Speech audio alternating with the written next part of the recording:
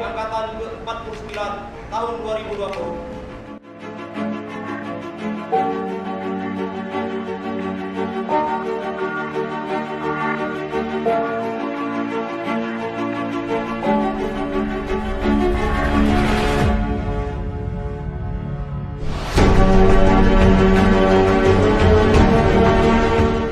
Kegiatan seleksi dengan memegang komitmen bersih, transparan, terutama berhubungan clean and clear.